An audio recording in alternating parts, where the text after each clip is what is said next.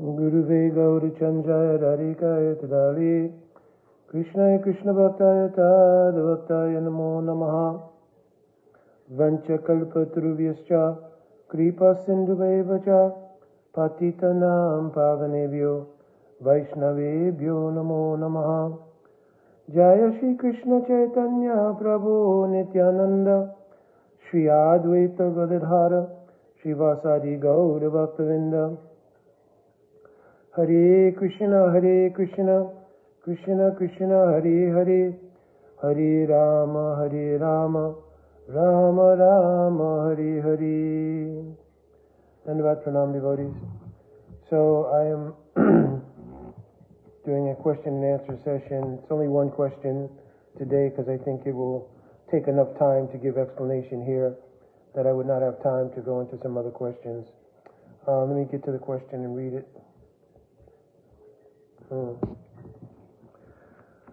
Haribol Prabhu, Haribol to you and your family. Well, I'll skip all those kind of things. So, Prabhu, I've heard in a class that the goal of practicing sadhana bhakti is to obtain bhav. So, I always thought that the goal of practicing bhakti is to obtain love of Krishna, which is called prem. So what is the difference between bhav and prem? I've also heard that bhav comes after prem, like mahabhav and so forth. So I'm just asking for clarification as to what is meant by bhav being the goal of practicing bhakti. So Rupa Goswami Pad is described in Bhakti Rasamrita Sindhu that there are three elements in the pursuit of bhakti. The first is called sadhana bhakti. That sadhana bhakti is also divided into two divisions, Vaidhi bhakti and Raga Nuga bhakti. I've discussed those on previous videos. If I have time and I see it as being valuable to the discussion here, I'll try to summarize that again. But basically there are two kinds of practice of sadhana, Vaidhi and Raganuga.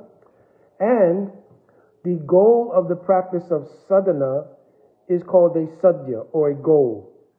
The goal of the practice of sadhana is to obtain bhav. Here the word bhav means the first ray of the sun of prem. That is the description that Srila Rupa Goswami has given in Bhakti Rasamrita Sindhu. In the verse, Suddha Sattva Visesh Atma Prem Surya Anksa Samyabha Ruchi Bis Chittamasrinya Kridaso Bhav Uchate. So in this verse it describes Suddha Sattva. So we know that within the three modes of material nature, there is the mode of Tamogun, Rajagun, and Sattvagun.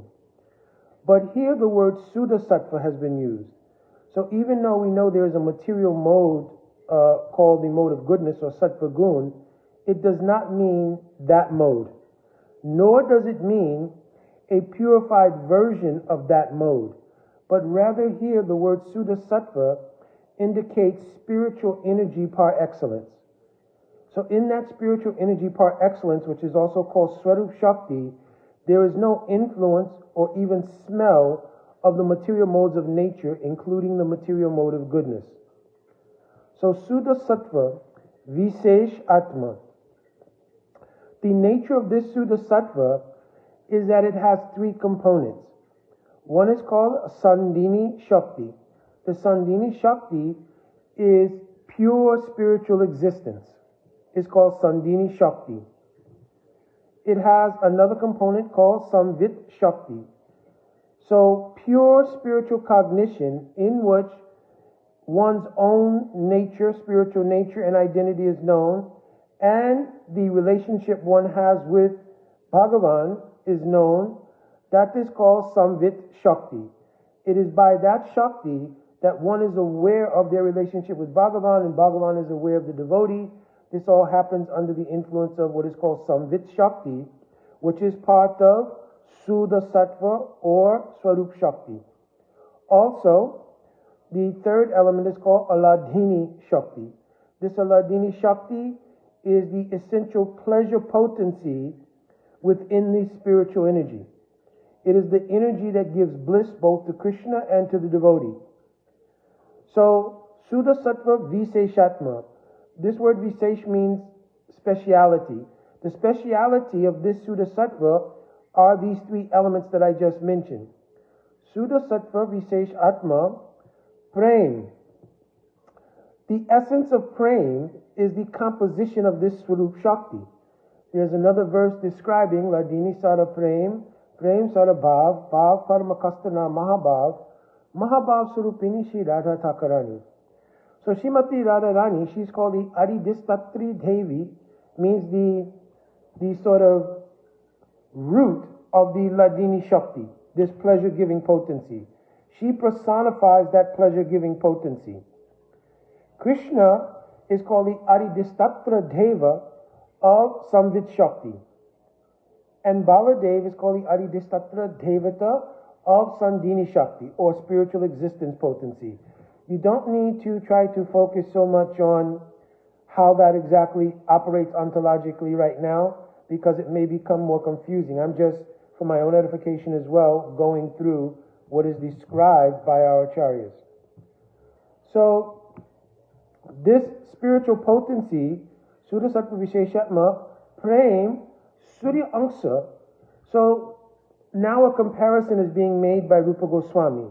He's saying if you consider that Prem, or the eternal reality of the jiva in relation to Bhagavan, if you compare that Prem to the sun, Surya Angsa, a ray of that sun, is called Bhav, which is the goal of the practice of sadhana. So here he's not describing Mahabhav, which you asked in your question also. That Mahabhav is the result of the increasing progression of Prem. Prem is called Swayam Prakash and Swayam Ashwadam.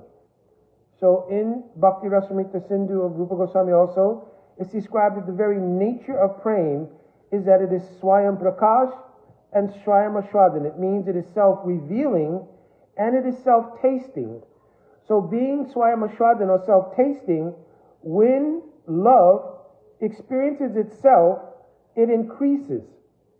Because the love itself is a phenomenon. It's observing itself, experiencing itself, and increasing. So Prem, under that understanding, Prem then becomes Sneha.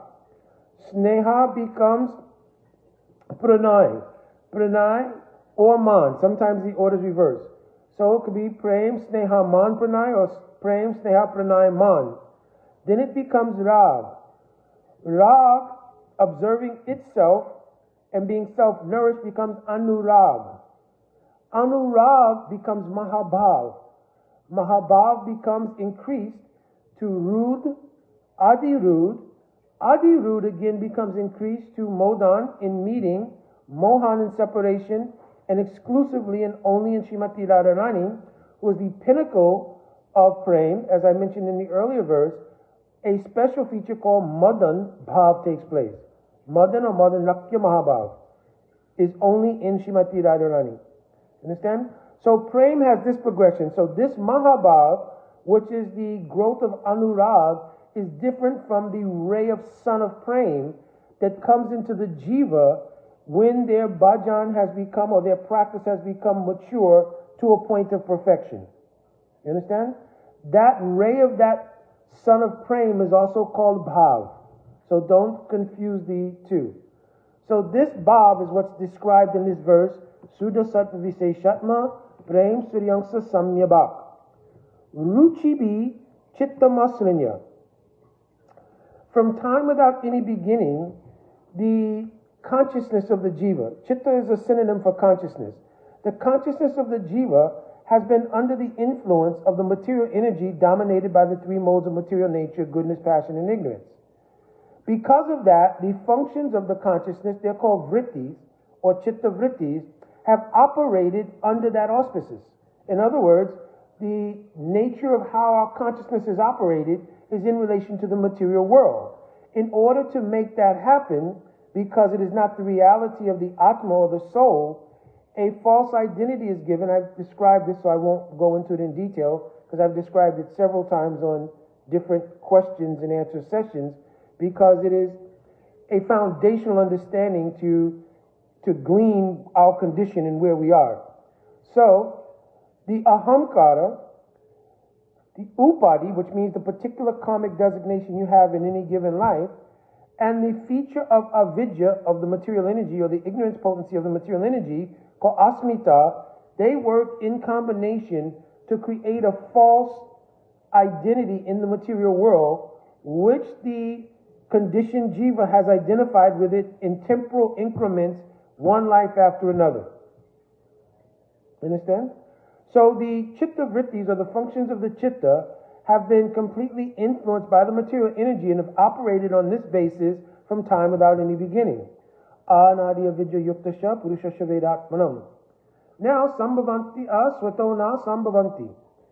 The jiva, as I explained on another video, because of abhinavesh, which is one of the potencies of avidya shakti, can't extricate themselves from that influence. Svatona sambhavanti anya, it requires someone outside the influence of material energy. Jnanatva ganado bhavet. So these two qualities describe the qualities of a sadhu. Sadhu performs a function called guru. So jnanatva means they are realized in their own spiritual existence outside of the influence of the modes of material nature. Jnanadva means they give that knowledge to those who are still under the control of that material energy by their mercy. Right? So by doing that, it comes first from the sadhu in the form of something called shraddha. Right? So I'm beginning to describe the meaning here. Ruchi bis chittamasana. We have to start with the first incremental stage of what comes from a sadhu that leads to a particular type of ruchi. Right? So the first thing that comes from a sadhu is called faith. So Srila Vishwanath Chakravarti Thakur Pad, Srila Rupa Goswami Pad, they've written Ado Shraddha. In the beginning there is faith. Faith is the currency and the propelling energy that will manifest in the very beginning, Ado Shraddha, and will simply transform into the higher things as that Shraddha becomes mature. So the highest definition of Shraddha is Shraddha Shabde Vishwashkohe Shudrida Nishchoye Krishna Bhakti Koili Sava Kama Kritta Hoy. That with absolute faith, one realizes that every single thing that there's possible to desire and accomplish is all present in service to Sri Krishna. Shraddha Shabde, by this word Shabda we mean to say, Shraddha Shabde Vishwas Kahe. Vishwas means a trust, a conviction, a firm belief. Shraddha Shabde Vishwas Kahe. We mean to say that this Vishwas, this firm faith and trust, Drita Nishchoy, which is fixed, is that everything is accomplished, everything is understood, everything is only Sri Krishna and our relationship with him. Right? That is it's called Param Artik Shraddha, means the highest kind of Shraddha. So remember, Shraddha is just simply a transformation. So the first element of that Shraddha that comes from a sadhu comes in the form of the ability to break that inextricable connection with material energy. So that's described Shraddha Anupayani Varajam Bhakti Unmukhi Chitta Vritti Visesh. So remember I described the Chitta Vrittis, the functions of consciousness. So when that Shraddha coming from a pure sadhu has an effect on any jiva, it turns their function, the operation of their consciousness away from the material energy and its influence towards the spiritual energy. When that happens, then the jiva can start to walk the path of spiritual life. Until that time, the jiva has no power, no potency to begin that journey. So only when this faith, given by the association of a sadhu, especially the path of bhakti, right? Only when that faith coming from a sadhu takes its effect on a jiva can they break the inextricable connection with material energy and begin to walk the path of bhakti. That's described in Chaitanya Charitamrita. Brahmanda Brahmati Kon Bhagavan Jeev Guru Krishna Prasade Poi Bhakti Latta Bij. So Bhakti Latta and Bij. So this Bij has also been described. The Bij means a seed. The seed in this matter that we're speaking of faith coming from a sadhu is something called mati or discrimination. I described this on other videos, so I'm not going to prolong it here. But mati means, and every devotee can testify, there was some point in your life where there was the arising of a question about existence. What is this existence? Why am I simply operating in this material energy and just suffering and this and that? In some way, form, or fashion, this question arose. This contemplation, this look at the nature of things at any point in your existence, it is called mati or discrimination. It is from that mati that one seeks out a way to answer that question. I told on many videos that Al Srila Sanatana Goswami Pad was the model in his Leela of getting Siksha from Sri Chaitanya Mahaprabhu. He was the model of showing what is this mati. By asking the questions, Kayami, Kene am I, Jareta Patrai. Who am I and why am I suffering? And then receiving from Sriman Mahaprabhu the summary answers, Jivera Sarupoya Krishna Nityadas, Jivera Tatasta Shakti Bera Be Prakash. So I've spoken this in other videos, so I'm not going to reiterate it here. But this is what is called mati. Then the bhakti latta is when there is some conviction by faith to walk the path of bhakti. At that time, then Krishna Seva Vasan. The tendency to want to serve Krishna arises based on that faith. It arises in the consciousness of the jiva and is generally related to previous practices in bhakti from other lives. So in most cases, devotees have a history in other lives of practice of bhakti. It is very difficult to come to the position or point where one follows the true line of Mahaprabhu unless there was some previous sanskar. Sanskar means a previous impression, right? So it's mentioned also by Rupa Goswami Pad, Praktanaka Aduni Chasti Yatsat Bhakti Vasana. That due to the influence of Bhakti Vasana means previous sanskars or impressions in Bhakti, one again picks up the practice. In Bhagavad Gita it's also mentioned. What is it? Suchinam Shinmatam Gehe Yoga Bhastra Vidayate. Even if a person does not completely become perfected in one life in the practice of bhakti, one will pick up that practice again from where they left off. Right? So it means that in picking up the practice, many of the same elements you experienced in this particular iteration repeat themselves, like meeting a sadhu, like coming to the point of questioning material energy, like accepting guru, like accepting harinam and diksha. These things are always repeated life after life until the maturation of the practice of the aspirant reaches the level where there's a complete resonance between the practice and the efficacy of the practice, which produces revelation. First it produces the information. You have an understanding what I'm doing. Then it produces realizations, right? So there's a realization of what the information is.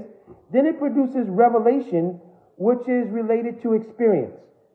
So revelation means there's an experience in the consciousness.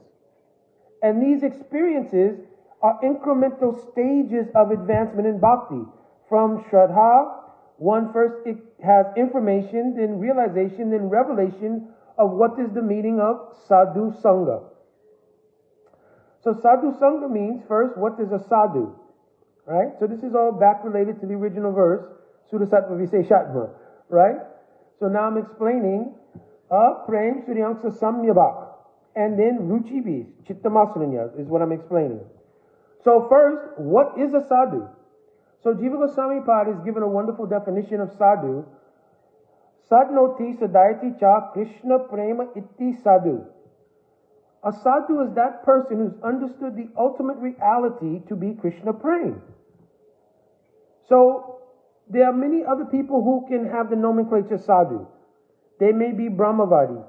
They may be Atma Anandis, means they realize the Atma. They may be sadhus who are yogis or jnanis.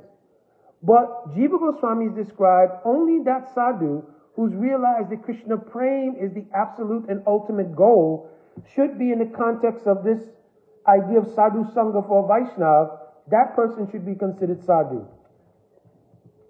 To do their sangha, this word sangha means samyak rupain anugamana. This is the meaning of the word sangha. So the word samyak means completely. Samyak rupain, to have the form or the practice or the habit of completely anugamana. Gaman means to go or to move somewhere, right? So moving means progressing on the path of bhakti. So anugamana means to follow that sadhu progressively on the path of bhakti. So the word anu also has three specific meanings. One is continuous. So it means one should follow the sadhu continually. So we should try not to follow the sadhu sometimes. Other times we're doing our own independent thing, right? The second meaning is to follow. I already mentioned that. It means to observe the life and practice of sadhu and to follow that practice, right? So continuously following. And the third meaning is anutva. The word anu in Sanskrit means like an atom, very small. So anutva here contextually means humility. Just like Chaitanya Mahaprabhu told, Trenara pisu nichena toro eva sahishnuna amanina monadena kirtaniya sudahari. Even to practice the most fundamental practice of bhakti, which is kirtan, one can only really do that and have the real name manifest once one has become a Trenara pisu nich, means anutva, or very humble. Even in the 6 angas of saranagati, atmanikshep kalpanya, means to become very humble. So this is called sadhu sangha. Samyak rupain anugamana, I've explained. This is called sadhu sangha. When one is sufficiently following the sadhu, then the sadhu is giving instructions in bhajan. Bhaj datu itti sevayam. The word bhajan here means the mode of serving Krishna is called bhajan. You understand? This bhajan has an external feature which is called archan.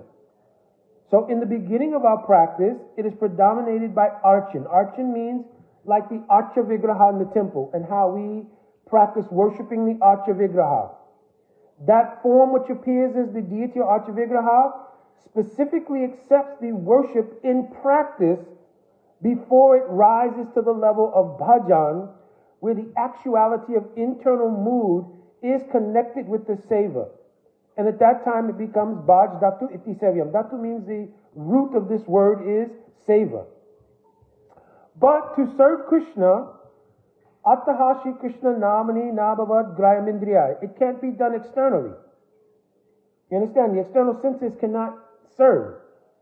So we are practicing in the archan process with the archa vigraha. I will rise early in the morning. I will awaken the archa vigraha, the deities, Radha Govinda, Radha Muralidhar, Radha Shamsundar, Radha Madan Mohan, whichever deities. And I will begin to do various services under the guidance and auspices of my Guru Dev's mercy. You understand? This process is called archan because it has not penetrated the consciousness to a deep enough level where it's an actual experience of your Atma serving. We may still be in the process of becoming Saranagati even. And until there's Saranagati, there's not the possibility of being on a level to actually serve. So this process is service in practice. It is called archan. When it becomes mature, it becomes bhajan. And I've explained this means the actuality of service from the point of view of understanding your Atma. You understanding? And then being able to serve in the position of the Atma. Because in the position of the false egoism, the material mind and intelligence, and the material body, there is no ability to serve. Because these facilities are not imbued with bhakti. You understand? So, but you can practice with them. This is the meaning of sadhana bhakti, practice, right? Kriti sajja bhavat sajja bhavasa sadhanamida nitya sirisha bhavasa prakritam riddhi sajjata. Rupa Goswami described in Bhakti Rasamrita Sindhu that the use of the senses in the practice, this is called sadhana bhakti. You understand? And in the practice, as it becomes mature, nitya sirasa bhavasha prakritam riddhi sajjata, by the mercy of the descent, in this verse I'm describing earlier, Sudasattva Viseshatma, this Sudasattva will descend and reveal a nitya sirasa bhav. It will reveal the nitya sira bhav that you have with Krishna. Understand? Nitya sirasa bhavasha means prem. Prakritam riddhi sajjata, it will be revealed in your heart. So, but there's some specialities here, because it has also become somewhat of a common understanding that if you go on doing services in the mode of archon and doing other external services, I'm collecting money, I'm doing this thing, doing that thing, then you just go on doing that for the rest of your life, and then automatically at the time of death, axiomatically you'll be entitled to get Krishna praying. So this is not a good understanding.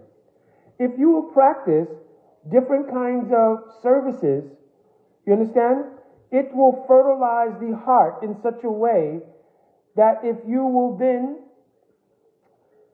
deepen the practice and it turns to bhajan, it will reveal through Swarup Shakti in incremental stages, it will reveal your perfection. You understand? It's not that it's automatic. It's not like in Christianity, the idea is there that I've given my heart to Jesus Christ. And if I go on attending church on Sunday, giving tithes, doing other things, at the end of life, I will be due and in a sort of entitlement for my faith and loyalty. I'll be due to go to heaven. Understand? So this is not the truth in bhakti. It's not really the truth in Christianity either.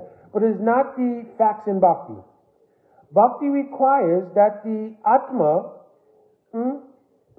becomes realized of its own nature. So like, I'm giving an example here. Narada Muni, when he was describing his perfection to Vyasadeva, I think it's the first canto, chapter 6, he's describing how he became perfect.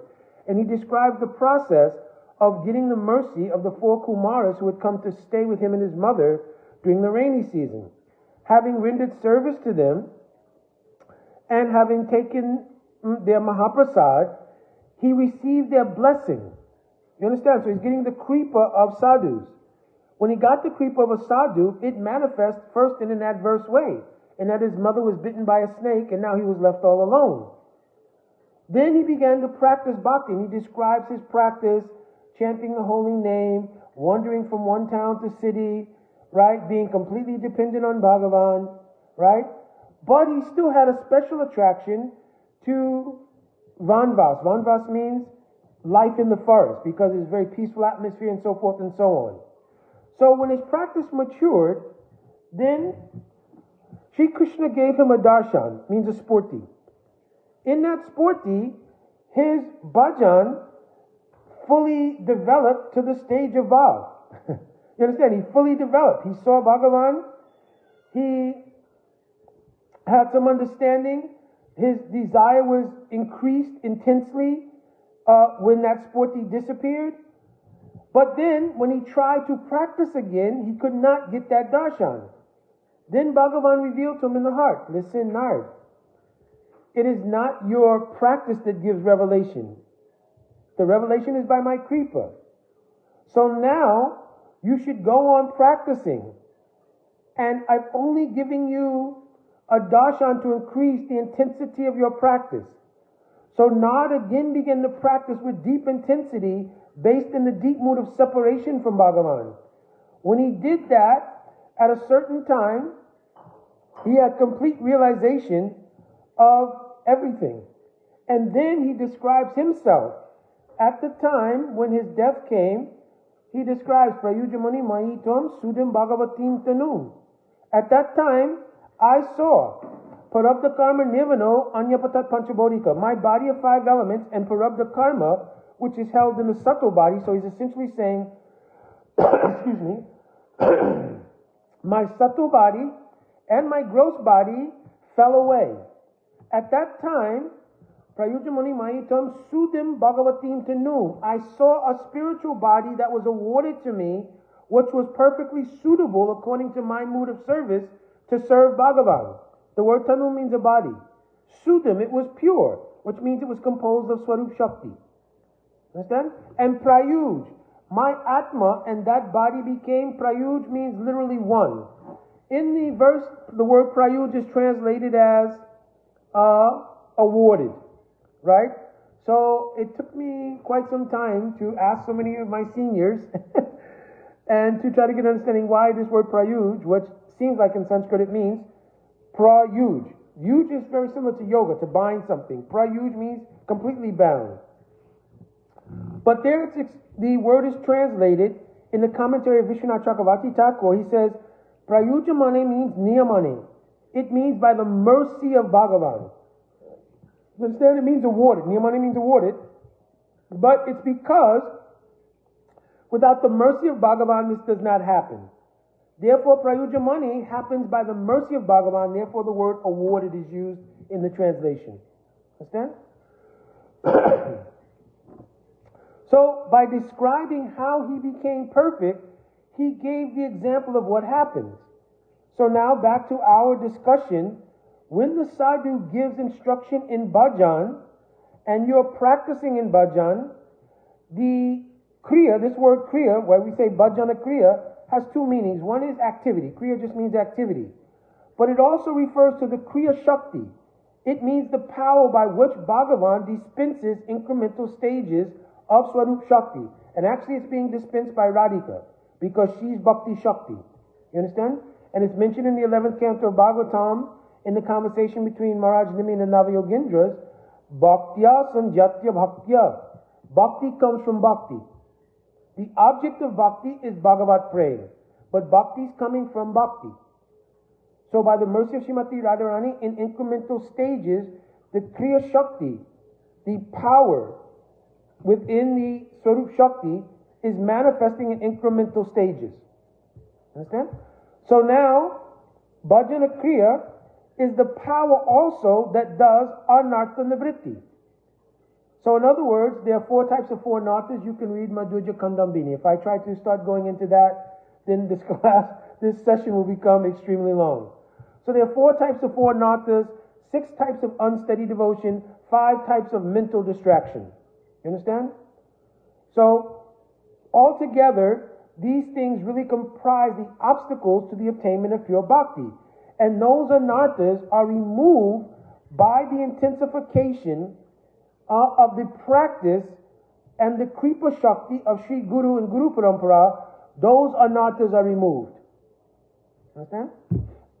And this is because sometimes devotees have an idea that I will work on myself and remove my anarthas, and then when I remove my anarthas, I will realize pure devotion. But we don't have the power to remove anarthas. Srila Bhaktivinoda Thakur sang very nicely, Ekakya mal nahi pai bhal Harinam Sankirtane. Even having possession of Harinam, you understand? I find no power in myself to remove anarthas, problems, sins, etc. Ekakya mal nahi pai bhal Harinam Sankirtane. Krishna say tumhara, Krishna deti paro tumhara sapatyache. O Vaishnav Thakur, sadhu, you have Krishna. You have the power also to give Krishna to others. Amitu Kangal, Krishna, Krishna Boli, Dayata Pache Pache. Therefore, I'm going to abandon this idea of being the kartatua or doer, which is simply a carryover from my material idea of being the doer. We carry that into our spiritual practice and think, yes, I'm going to remove my anarthas, work on myself, and become pure.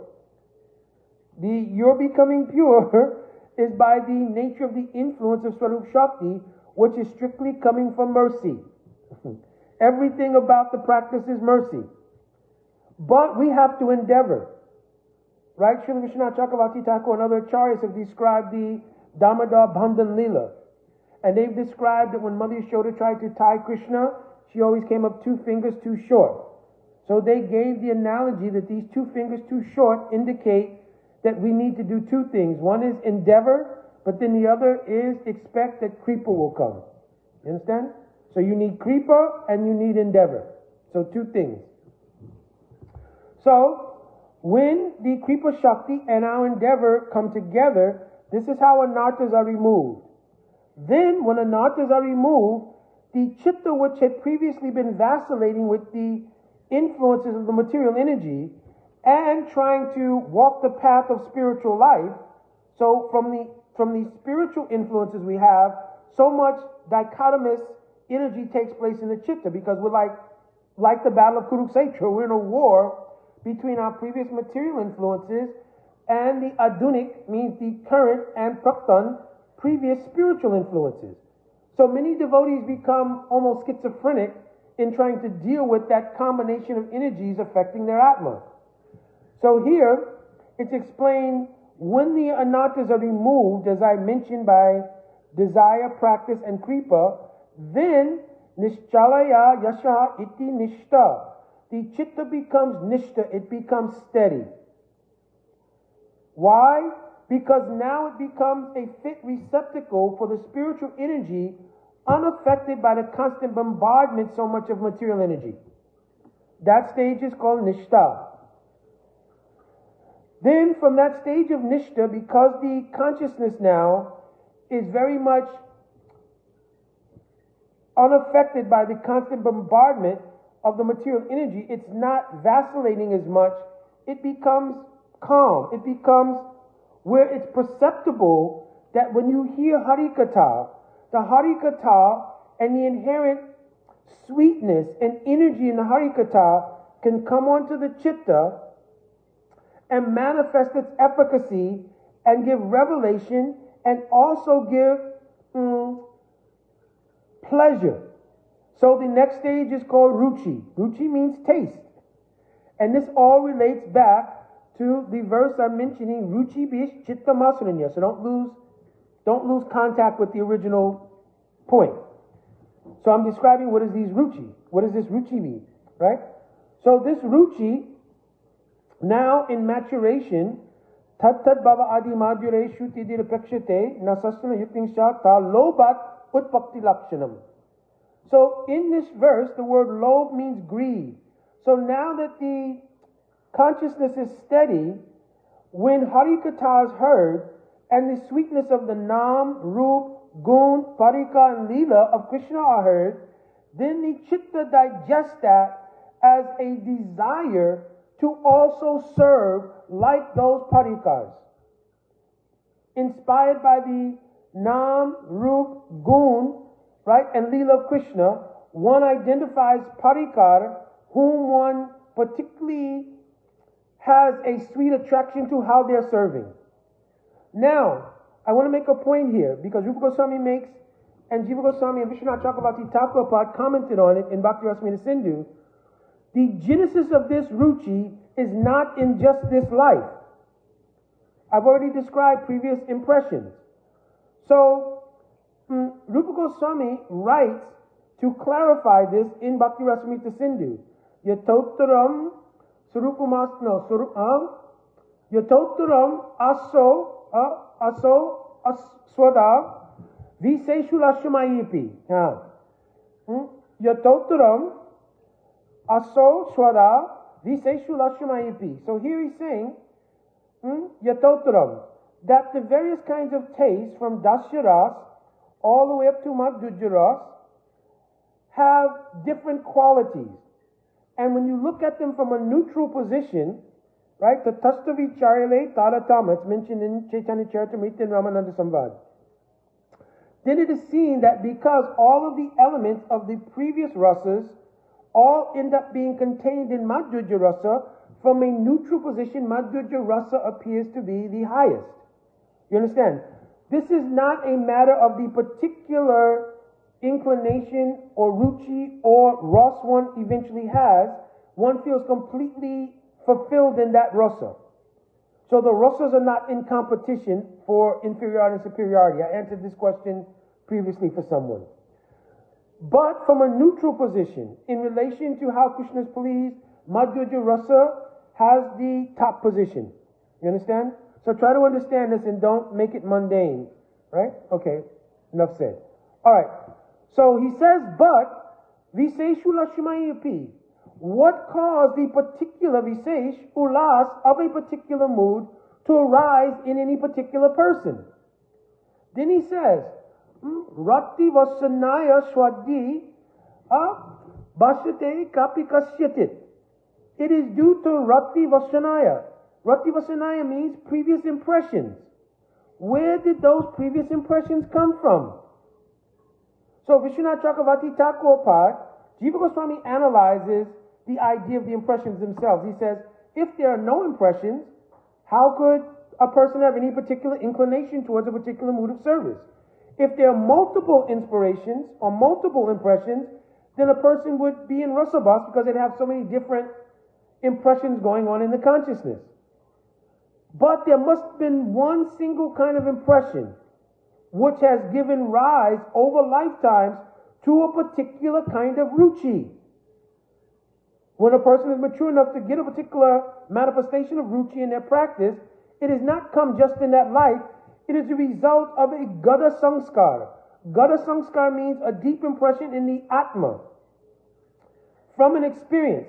Vishwanath Chakravarti Thakur Pad says that experience is from the original contact with a sadhu who has that particular mood. So a gada sanskar of that particular mood is in the atma of the jiva, caused by association with that sadhu.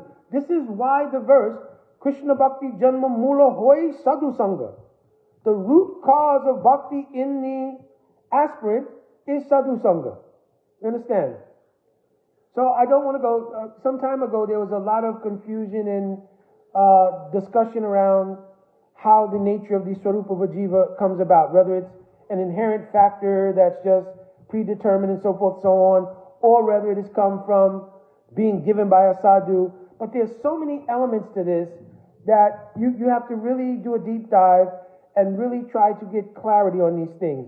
I have previous discussions that I've discussed, and still there are different devotees with different opinions on this. But what I've gleaned from it, I put in various tapes earlier if you want to go back and look at those. But I don't want to go into it here because it will again sidetrack our main discussion. So he's saying basically this ruchi, which we're speaking about, is from the gada samskar coming from the previous association in previous lives of a sadhu. Understand? Now, this ruchi, it is of the nature that it does not require sastra and sastra yukti. So what is the meaning here? Oh, does it mean that we don't need sastra at the point of the stage of ruchi? All of Harikatha, all Krishna's pastimes are written in sastra, so how can you say you don't need sastra?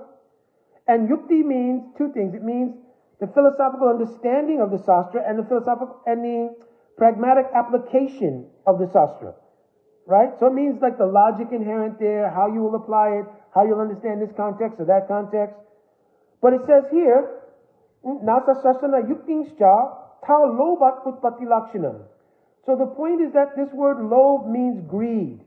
It means that the sanskar, that gada sanskar, has reached a point where the predominance of the sweetness in the lila does not require sastra and sastra yukti to have the effect of giving ulas or increasing the greed of the aspirant. It doesn't. I'm giving an example. We will read Satakoti Gopi, Madhavaman. Billions of gopis, they came to the bank of Jamuna at Vamsivat to dance with Krishna. If you've been to Braj, immediately the question can come, how 1 million people will fit on the bank of Vamsivat? Right? And some person will go, let me look in Sastra, how does this work, how does that work? But in the stage of Ruchi, the absorption and the sweetness in the Leela does not dictate that I need to have explanation of Sastra and Sastra Yukti, the logic of this, to taste the sweetness of Krishna's Ras Leela. Bhagavan Pitara Trisa Utpali Kamalika Viksham Lantu Manasa Chakre Mayayamupasritam, Yogmayupasritam. One will become absorbed in thinking how Krishna on the full moon night in Sarad season, how looking at the full moon, he became inspired to call the gopis for us. One will think that Krishna over many years has been developing this from the time of Kaliya Damana Leela, when the gopis coming into their maturation slightly and Krishna coming into his maturation slightly began to look at each other with the affection called Purvarag, the looking at each other in a conjugal way, right? And then Purvarag takes place, and then the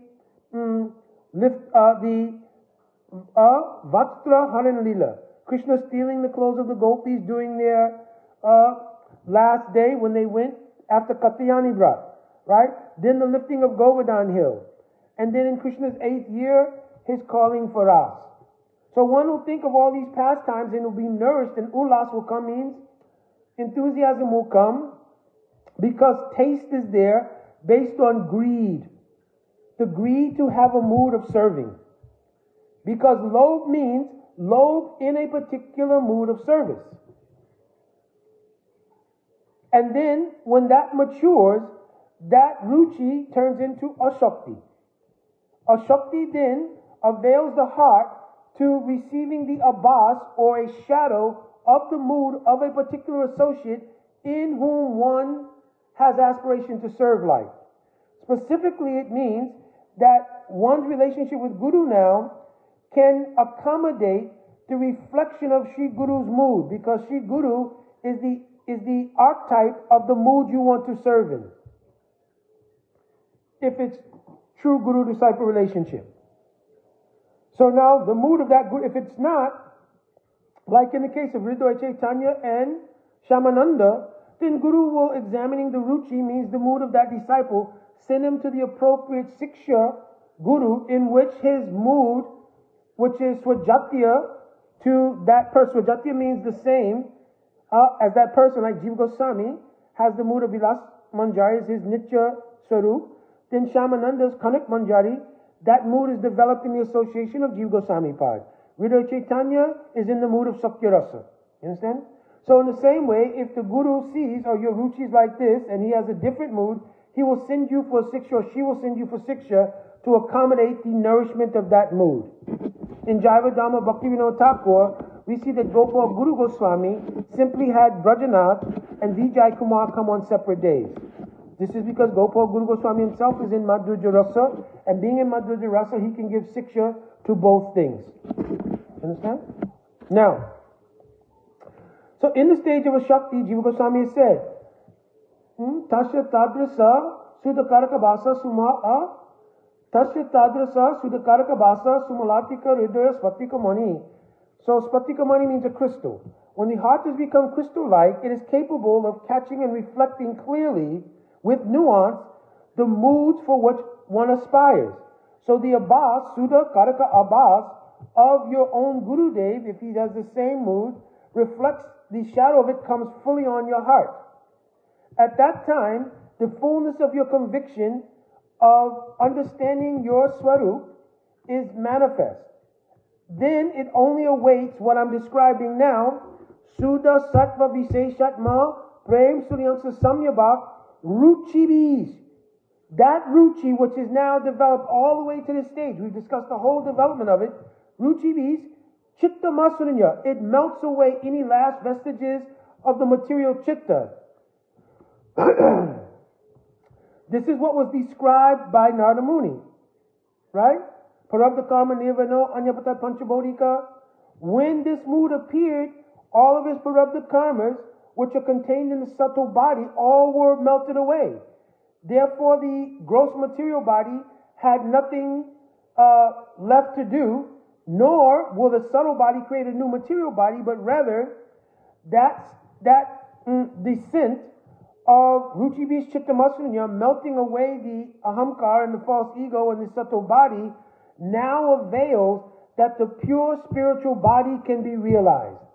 This stage is called Bhav Avast, or being absorbed in the stage of one's actual spiritual identity, which has been completely revealed by the descent of Swarup Shakti, especially the Samvit and Aladini Shaktis, descending now in the purified consciousness, which is now Sandini Shakti. Understand? So this is the stage of Bhav, Prabhu, what you inquired about. Right? And this is the goal of the practice of sadhana bhakti. Right? So when we come to that stage, then very quickly in that stage we will practice. I'm not saying the practice is very quick. I'm saying I have to speed up here because I have other services. So, but in the stage of Bhav, you'll practice in Bhav Avas, in the absorption of the stage of Bhav, two ways, because you still have a material body. Rupa Goswami described, Seva Sadika Rupena Siddha Rupena Chatrahi Tad Bhava Lipsunakara Raja Lok Anusarata. So internally, in the spiritual identity you realize, you will follow your own Guru Rupa Sakti, especially if you know their Swarup, and others in that mood, in their mode of service internally. Externally, you will follow them as they appeared in Gaur Leela. As Rupa Goswami did Bhajan in Gaur Leela, Sanatana Goswami did Bhajan in Gaur Leela, your Guru Dev is doing Bhajan in Gaur Leela. You'll follow that example. So, in Sadat form, you'll do Shravan, Kirtan, all the things you've been doing, but now there's maturation and realization and experience. Right? So this is your entrance in Gaur Leela. Understand? Internally, you are suitable now in your understanding to accommodate entrance internally into Krishna Leela. Right? Because you go through Gaur Leela to get into Krishna Leela. What is this? Gaurangera Rasanave Seitaranga Jabeduve Shri Radha Madhav Antaranga. Understand?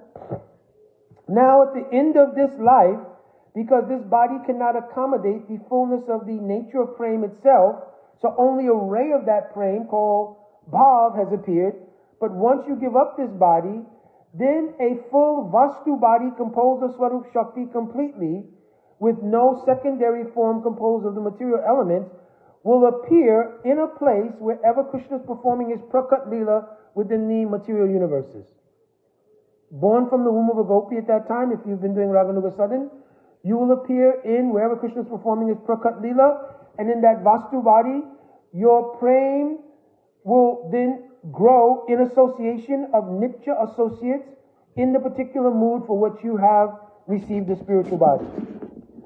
So hopefully, Prabhu, that was helpful. It was a little long, but I think understanding details is also important. Unfortunately, I could not go into every detail of everything, but still for my own edification and certainly, Prabhu, hopefully for your benefit, there's a clarity. That Bhav as the goal of sadhana is one thing. Bhav relating to Mahabhav is the development of prema, which is a second understanding and a secondary development once one has obtained prema. But the goal of the practice of bhakti, which is of two kinds, sadhan bhakti, Vaidhi or Raganuga. We particularly are practicing Raganuga bhakti because Chaitanya Mahaprabhu was mentioned, or Krishna's Kaviraj Goswami is written, Sakale Jagate More Vaidhi Bhakti Brajabhav Paiti Noi Sakti. You cannot obtain service in Vrindavan by the Mura Vaidhi Bhakti, and we see that our Srila Prabhupada and our entire line coming from Bhakti Vinod Thakur, from Mahaprabhu all the way down to Bhakti Vinod Thakur, Bhakti Saraswati Thakur, our Srila Prabhupada, our Guru Pada Padma, have all established in the practice moods related to Vrindavan. You'll find it hard-pressed to find anything in our practice which is not related to Vrindavan. We wake up in the morning during Brahma Muhurta hours, the indication here. In the external practice of Archan, it's considered that from 3:30 in the morning to 6 o'clock is an auspicious time of day. Right? In Bhajan life, this means this is the time when those who are doing Manjari Seva arise and they serve Sri Radhakrishna Yugal during Nisant Leela. You understand? So I'm just giving you a quick pictorial difference between understanding Archan and what is Bhajan. You understand? So if you look at our practice and you look thoroughly and deeply at it, you'll see all the elements of Raganuga Sadhan. Prior to being able to understand Raganuga Sadhan, which in earnest becomes practiced at the stage of Ruchi, when lobe manifests, it is called Raganuga Pravritti. And we should not mistake the following of rules and regulations as only Vaidhi Bhakti. And that in Raganuga Bhakti, no rules and regulations are followed. I did a whole other session on this. Whether you're following Raganuga Bhakti or Vaidhi Bhakti, you'll have to observe Vidhis. Vidhi means rules and regulations. Guru Padashraya, rising during Mangalarati, chanting a fixed number of rounds. These things don't go away. It doesn't matter what kind of bhakti you're practicing. Right? And if you're not doing these things, you're not practicing any bhakti. Understand? And just to make it clear, it says, Shravanam Kirtanani, Vairi Bhakti Sudanti too. Even when one picks up the practice of Raganuga Sadhan, then the hearing, chanting, remembering according to Sastra and Sastra injunctions is still maintained. Understand? Because especially as you move closer to Bhav, and in the practice of Bhav in particular, there's something called Bhav Sambandhi, Bhav Anuku, Bhav Pratiku, Bhav Virud, right?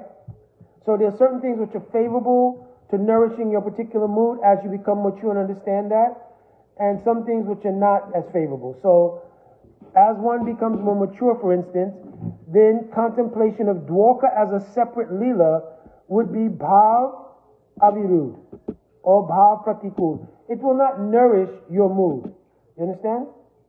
Pratikul actually means doing things which are adverse to your mood. Right? Just like Bhav Anukul, right, means things that are favorable. Following Ekadasi, right, observing Janmastami Tithi, Gaura Pranim, Radhastami Tithi, all these things, they are very favorable to the practice of bhakti. Understand? All right, I think I should end here. And Prabhu, if you have any additional questions or anything, you can always rewrite, and I may not do a whole nother presentation like this, but I may just answer you personally. All right? By Dandavat Pranam, Vancha Kalpaturvishcha, Kripa Shinduvevacha, Patitanam Pavnevyo Vaishnavevyo Namo Namaha. Jai Radhe Radhe.